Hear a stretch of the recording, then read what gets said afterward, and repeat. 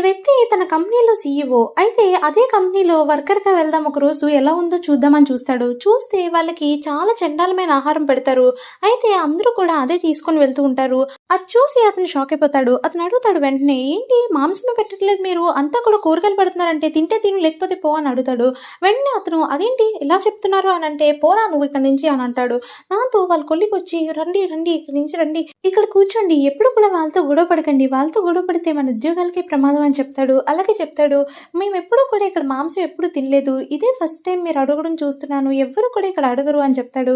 అప్పుడే బాగా డబ్బున్న అబ్బాయి ఒకడొస్తాడు. వచ్చి కూర్చుంటాడు. అప్పుడు వెంటనే షెఫ్ వచ్చి, "రండి సార్ రండి" అని చెప్పి అతనికి మాంసం పెడతాడు. అప్పుడు వెంటనే ఇతను అడుగుతాడు, "అదేంటి నేను మాంసం అడిగితే నువ్వు ఇవ్వలేదు కదా! ఇతనికెలా ఇస్తున్నావు? అందరికీ కూడా మాంసం రావాలనే రూల్ ఉంది కదా!" అంటే, "ఇక్కడ డబ్బున్నోడికి మాత్రమే వస్తది" అని చెప్తాడు. వెంటనే వాడు అరిచేస్తాడు, "అసలేమనుకుంటున్నారు మీరు? అందరికీ మాంసం దొరకాలి. అంతేగాని అందరికీ కూరగాయలు ఉండకూడదంటే నేను డబ్బున్నోడిని" అని చెప్తూ ఉంటాడు. అలాగే అంటాడు, "ఈ మాంసం ఎవడైనా తినడానికి ధైర్యం చేస్తే వెంటనే వాడికి ఇచ్చేస్తాను" అని. అందరూ కూడా భయపడతారు. ఎందుకంటే వాళ్ళ ఉద్యోగాలు ఊడిపోతాయని. "నువ్వు ఇలా బెదిరించడం కరెక్ట్ కాదని" చెప్తాడు. అయితే వాడిని పిలుద్దాం. "నువ్వు రారా ఇటు. ఇట్రా" అని చెప్తాడు. వెంటనే ఆ అబ్బాయి భయపడతాడు. ఏంటి నన్ను పిలుస్తున్నాడని వెళ్తాడు. వెళ్ళేసరికి, "నువ్వు ఈ చికెన్ తిను అప్పుడు నీకుంటది" అని చెప్తాడు. "లేదు సార్ నేను తినలేను" అని చెప్తాడు. దాంతో వీడు షాక్ అవుతాడు. అలాగే అడుగుతాడు, "అసలు ఏంటి ఏం మాట్లాడుతున్నారు మీరు? ఇలా చేయకూడదు. కంపెనీ రూల్స్ అందరికీ ఒకేలా ఉండాలి" అని చెప్తాడు.